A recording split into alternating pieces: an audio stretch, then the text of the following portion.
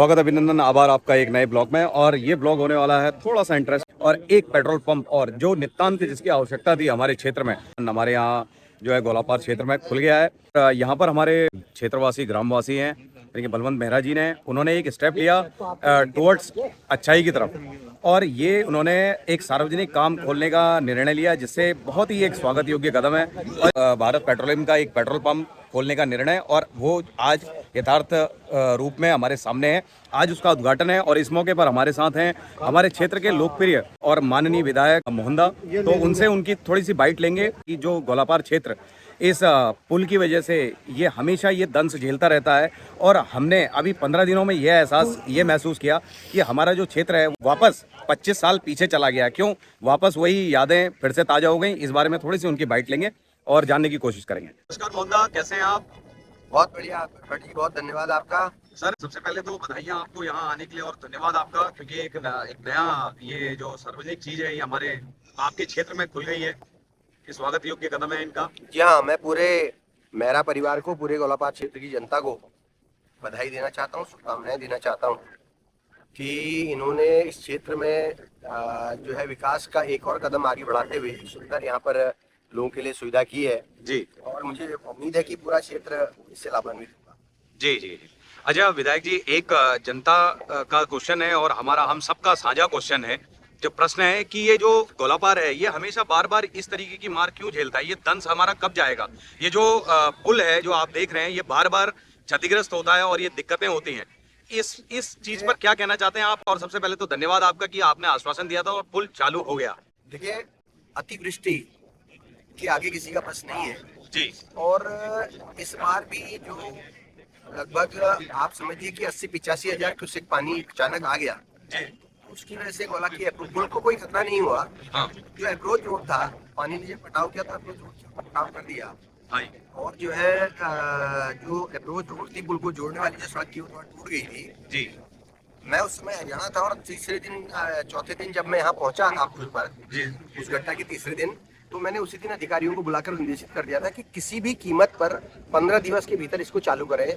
और मैंने तो केवल छोटे वाहनों के लिए कहा था, हाँ जी, लेकिन प्रशासन ने तत्परता दिखाते हुए हाँ उसको बड़े वाहनों के लिए भी आज चालू कर दिया है। कल से वो चालू हो गया है जी और लगातार सरकार का प्रयास रहता है कि जनता को बुरी असुविधाओं को तुरंत हल किया जाए।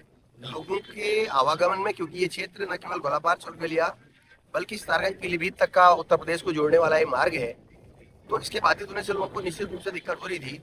तो हमने वैकल्पिक मार्ग भी बनाया और साथ ही जो है पुल को भी तैयार कर दिया है। उसमें स्थायी रूप से उसको ठीक करने का कार्य चल रहा है। मुझे उम्मीद है कि अभी हमने IIT रुड़की के विशेषज्ञों को, पन्नागर यूनिवर्सिटी के विशेषज्ञों को यहाँ पर बुलाकर उनसे ये जानकारी ली है कि कैसे इसका काम करके और कैसे इसको जो है स्थायी रूप से आगे चल के, जब भले ही कितनी बरसात हो, पुल को दिक्कत ना हो या अप्रोच रोड को दिक्कत ना हो, इसके लिए हम लोगों ने प्रयास करने के लिए इसके लिए प्रयास किया है और वैज्ञानिकों की राय आ रही है, उसके आधार पर स्थायी रूप से इसको देखा है। जी। सर, एक क्वेश्चन और है कि जो ये नशे वाली प्रॉब्लम है, नशे वाली समस्या है, इस विषय में आप क्या कहना चाहेंगे? देखिए, हमारी सरकार का और हमारा भी ये स्पष्ट रूप से सर्वप्रथम जो है युवाओं को रोजगार देना, उनको रोजगार से जोड़ना, और अन्य और को जो युवा जा रहे हैं उनको रोकने के लिए सरकार लगातार कदम उठा रही है। जी आप देखेंगे विगत वर्षों में निकल अध्यादेश से लेकर और युवाओं के लिए जो जिस तरह की, जिनसे युवा असल में नशे की ओर की प्रवृत्ति इसीलिए होती है कि युवा जब रोजगार नहीं मिल पाता है, उसको जब जो है कहीं पर उसका ठीक काम नहीं हो पाता तो फ्रस्ट्रेशन में आ जाता है। तो फ्रस्ट्रेशन में आने से, कुंठा में आने से और वो फ्रस्ट्रेशन में आने से वो नशे की ओर को चला जाता है। तो उसको हम लोग उसको स्थायी समाधान उसका करने की कोशिश कर रहे हैं। अभी तक क्या होता था कि जो पढ़ा लिखा बच्चा होता था, भले वो गोल्ड मेडलिस्ट हो, हाँ जी, तो अगर उसके पास वो गरीब परिवार से है और उसकी राजनीतिक पकड़ नहीं है, प्रशासनिक पकड़ उसकी नहीं है, तो उसका सिलेक्शन किसी भी नौकरी में नहीं हो पाता था। हाँ जी, हमारी सरकार ने इसी चीज को जो है ठीक करने के लिए नकल अध्यादेश लाए, जो नकल माफिया थे वो आज जेल के अंदर है। हाँ जी, और जो इस तरह के लोग जो प्रतिभावान लोगों को हमारे उनको नौकरी में जाने से रोकते थे, उन पर अंकुश लगा है। तो इसी तरह नशे के खिलाफ भी जो इस तरह के माफिया गिरोह चल रहे हैं, उनमें से कईयों को आज वो जेल की हवा खा रहे हैं। अभी आपने लगातार पिछले जो समाचार पत्रों में पढ़ा होगा और समाचारों में देखा होगा, लगातार इनके खिलाफ कार्रवाई चल रही है। हाँ, जो बाहरी प्रदेशों से जो नशे के सौदागर यहाँ पर आते हैं, उनकी कमर तोड़ने का सरकार ने प्रयास किया है। उन पर काफी हद तक नकेल लगी है।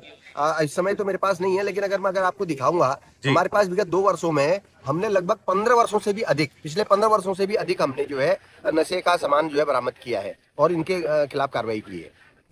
अच्छा, एक नितांत जो आवश्यकता है और जो मैं हमेशा मंचों से उठाता रहा हूँ, आपके समक्ष भी मैंने और बाकी जो प्रीवियस लोग थे उनके समक्ष भी, एक जो गोलापार क्षेत्र में देखिए चिकित्सा की बहुत नितांत आवश्यकता है। ये बात आप भी मानते होंगे, क्योंकि यहाँ पर माताएं बहनें हैं, प्रसव पीड़ा से परेशान होती हैं, बाकी चीजों से होती हैं। तो इस पूरे इलाके में आप देखिए माननीय विधायक जी की सब ऑल द वे गोलापार करके वहां जाना पड़ता है। एक दुखद घटना हमारे सामने कल घट गई, किसी कारणों की वजह से व्यक्ति का शिकार हो गया, उसको ले जाया गया, वैकल्पिक मार्ग से आया, थोड़ी देर उसमें हो गई, उसके बाद शनि बाजार में फंस गया और गाड़ी में ही उस बच्चे ने दम तोड़ दिया। और वो युवक इकलौता मतलब अपना घर का चिराग था। वैसे ही कई महिलाएं, कई परेशानियां, कई बुजुर्ग यहाँ पर परेशानियां झेलते हैं, जिनको ऑल द वे हमको हल्द्वानी ले जाना पड़ता है और फिर वो समस्या से जूझते हैं। इस बारे में क्या कहना चाहते हैं आप? ये जो अपना दौलतपुर वाला प्राथमिक स्वास्थ्य केंद्र है जी उसके उच्चीकरण का प्रस्ताव हमारा चल रहा है जी। और अभी भी वहाँ पर जो है डॉक्टरों की व्यवस्था है। लेकिन एक मैंने थोड़ा सा टेंडेंसी मैंने ये भी देखी है कि लोग यहाँ पर इन अस्पतालों में जो 2 यहाँ पर हमारे चल रहे हैं, इनमें लोगों का आवाजाही बहुत कम है। उसकी वजह जो भी लोगों को लगती हो, लेकिन मेरा क्षेत्रीय जनता से भी अनुरोध है कि जो जब आपके घर के पास जो सुविधा है, हाँ। उसमें आप अवश्य जो है लाभ लें। अगर वहाँ पर आपको नहीं मिल पाता तो आप आगे हल्द्वानी या दूसरी जगह पर जाएं।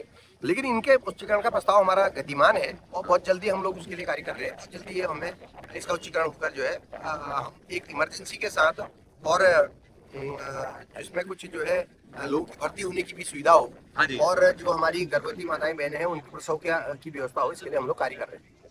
जी, धन्यवाद सर, धन्यवाद बहुत बहुत आपका। ये थे हमारे लोकप्रिय विधायक यानी कि मोहनदा, और मोहनदा से हमने बहुत सारी चीज़ें जानने की कोशिश की, यानी कि जो गोलापार में जो क्षेत्र में जो समस्याएं हैं, परेशानियां हैं, उनका निदान किस तरीके से होगा, वो हमारे लोकप्रिय विधायक उन्होंने बखूबी उनका आंसर दिया। और कोशिश करेंगे इसी तरीके से चीज़ों को सामने लाने की, और मेरा प्रयास इसी तरीके से है कि चीज़ें सही पटल पे जाएं और जो प्रश्न पूछने की जो क्षमता है और प्रश्न पूछने की जो शक्ति है, वो हमको उसका इस्तेमाल करना चाहिए, जिससे हम अपने क्षेत्र का विकास कर सकें और आगे अपने क्षेत्र को बढ़ा सकें। देखिए, ये है पेट्रोल पंप, और जानते हैं यहाँ पर जो पेट्रोल पंप ओनर हैं उनकी फैमिली से कि कैसा लग रहा है आप लोगों को? बहुत अच्छा लग रहा है। अपनी दादी के नाम पे खोला है हमने और हम बहुत खुश हैं। अपनी दादी के नाम पे खोला आपने, ठीक। अच्छा, ये कैसे आया आइडिया आपको खोलने का? जी, एक्चुअली हमारे पास ज़मीन भी थी और बचपन से था कि यहाँ पे कुछ करें, जो कुछ सबके ऐसा करें, लिए- अच्छा करें। हाँ, जो सबके काम भी आए। हाँ एक जी। हमारा कॉम्प्लेक्स हमने खोला है, वो हल्द्वानी पे है, और ये हमारा दूसरा पेट्रोल पंप जो हमने अपनी दादी के नाम पे खोला हुआ है। ठीक ठीक ठीक। और क्या कहना चाहते हैं आप ये पेट्रोल पंप के लिए? बहुत अच्छा लग रहा है, और ये मेरे पापा का भी सपना था हाँ बहुत जी। टाइम से कि उनको पेट्रोल पंप खोलना था, और वो भी अपनी मम्मी के नाम से खोलना ओके, था। मतलब कि आपकी दादी के नाम से। हाँ जी, मेरी दादी के नाम से। तो फिर उन्होंने आइए मिलते हैं पेट्रोल पंप के ओनर से, हमारे मेहरा जी से। मेहरा जी नमस्कार, और बहुत बहुत बधाइयाँ आपको। धन्यवाद सर। अच्छा सर, ये बताइए कि ये आइडिया कैसे आया आपको पेट्रोल पंप का, और इतना अच्छा ये जो संस्थान आपने खोला है यहाँ पर? जी, आइडिया इसलिए आया सर, पहले भी यहाँ पर हमारे क्षेत्र में हाँ बड़ी समस्या थी लोगों को जी।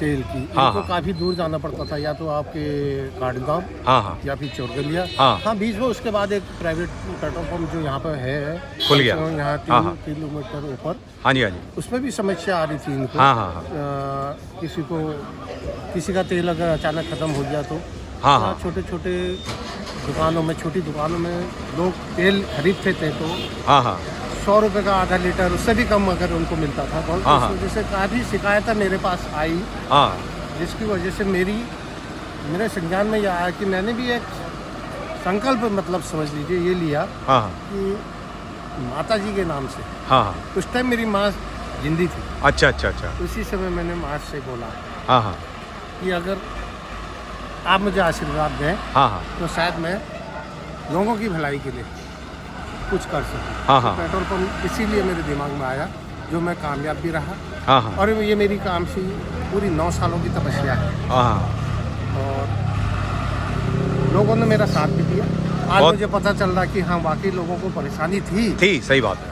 हाँ, हाँ। वाकई थी, जिस वजह से आज मैं देख रहा हूँ जितनी भीड़ मेरे पेट्रोल पंप में है, हाँ हाँ तो मुझे एहसास हो गया जी। और हुआ है कि हाँ, वाकई समस्या थी, और जिससे लोग आज काफ़ी खुश हैं। और मैं हमेशा संकल्प भी मैंने एक लिया है, हाँ। माँ के आशीर्वाद से हाँ मेरे को एक पेट्रोल पंप जोड़ने का एक मौका मिला। हाँ हाँ और मैं कभी भी लोगों के साथ ऐसा छल नहीं करूँगा कि मैं उनको शुद्ध तेल दूँ। क्वालिटी आप हमेशा मैं मेंटेन करके क्वालिटी में रखेंगे। उनको शुद्ध दूंगा। बहुत बढ़िया स्वागत योग्य कदम आपका। ये नहीं सोचूंगा कि मैंने बहुत पैसा कमाना है। हाँ हाँ बस मुझे जितना बचता है हाँ हाँ कंपनी की तरफ से उसी में मैं खुश रहूंगा हमेशा। हाँ हाँ और इस शुद्धता हमेशा बनाए रखूंगा अपने डीजल और पेट्रोल के अंदर। नहीं, मेरी बहुत कामना। बहुत बढ़िया बात। आपको बहुत बहुत मुबारकबाद और शुभकामनाएं क्षेत्रवासियों की तरफ से भी। धन्यवाद सर। आप लोगों से जानना चाहते हैं क्या मैसेज देना चाहते हैं आप और लोगों को, जैसे आपने ये खोला है प्रतिष्ठान जिससे काफ़ी लोगों को फ़ायदा होगा और रोज़गार भी मिलेगा, तो इस तरीके से क्या मैसेज देना चाहते हैं आप? मैं यही मैसेज देना चाहती हूँ लोगों को कि ऐसे और भी चीज़ें खुलनी चाहिए हमारे क्षेत्र में जिससे लोगों को रोज़गार भी मिले, सबका पूरे क्षेत्र की जनता का फ़ायदा हो। और जी। उनको इजीली हर चीज़ यहीं पे अवेलेबल भी हो कि हाँ। उन्हें बहुत ज़्यादा ट्रैवल ना करना पड़े। अब यहाँ पे पेट्रोल का, डीजल का, सारी चीज़ें उनको यहीं पे सॉर्टेड है। हाँ जी। ऐसी चीज़ें हम और करें ताकि हमें और दूर ट्रैवल ना करें। बल्कि अब धीरे धीरे हमारा जो क्षेत्र है वो बहुत विकास कर रहा है, हाँ जी हाँ जी अच्छा लग रहा है और सारी चीज़ें फैसिलिटीज़ अब धीरे धीरे करके यहाँ पे उपलब्ध हो रही है। उपलब्ध हो रही है। यहाँ पर देखिए ये होता है एजुकेशन का असर, और जो यंग ब्रिगेड है जो अच्छी सोच रखते हैं वो अच्छे अच्छे काम करते हैं और ये आपको यथार्थ रूप में दिखता है। तो इसके लिए आपको बहुत बहुत धन्यवाद और क्षेत्र की जनता भी आपको धन्यवाद करती है। धन्यवाद आपका बहुत बहुत। यहाँ लोकल के लोगों को सुविधाएं मिलेंगी। हाँ। इसके साथ साथ ऐसे संस्थान खुलते हैं तो उससे रोजगार उत्सर्जन भी होता है, कई लोगों को रोजगार मिलेगा हाँ हाँ और सुविधाएं मिलेंगी। हाँ इस तरीके के संस्थान खुलते हैं तो इससे सभी को फायदा होगा। फ़ायदा होता है और इस तरीके के खुलने चाहिए। खुलने चाहिए। क्या कहना चाहते हैं आप, कितना फ़ायदा होगा? बहुत बढ़िया, ठीक है। हाँ, इलाके में अच्छा काम हो रहा है, हाँ लोगों को सुविधा होती है। इधर उधर जितने भी आएंगे नीचे तराई पावर के या कहीं के भी, हाँ हाँ सबके लिए सुविधा ठहरी है। सुविधा होगी। हाँ ये हमारे छोटे भाई ने खोला है, जी इसको बिजनेस मिला एक। हाँ ऊपर से जो बेरोजगार लोग हैं, हाँ कई लोगों को रोजगार मिला। रोजगार मिला। हाँ सबसे बड़ी चीज़ ये है, आज बेरोजगारी बड़ी चरम पर है। मैं तो आज के नए लोगों को यही राय दूंगा कि आप बिजनेस करें। ये सहूलियत इससे बहुत ये होगी कि जैसे समय रहते हमें नज़दीक में तेल मिल जा रहा है, हाँ खेती में हमारा समय बर्बाद नहीं हो रहा है। नहीं और तो पहले दूर जाना पड़ता था। दूर जाना पड़ता था, ठीक। हाँ, और इससे क्या है कि खेती एक ऐसी चीज़ है, कभी भी जरूरत पड़ सकती है, किसी में भी समय किसान के पास कम होता है। हाँ छोटे किसान के हाथ में बहुत बढ़िया रहा ये, बिल्कुल बिल्कुल, और लोगों को रोजगार भी मिला। रोजगार भी मिल जाए। देखते रहिए इस चैनल को। चैनल पर नए हैं तो सब्सक्राइब कीजिए। Thank you, take care and bye bye.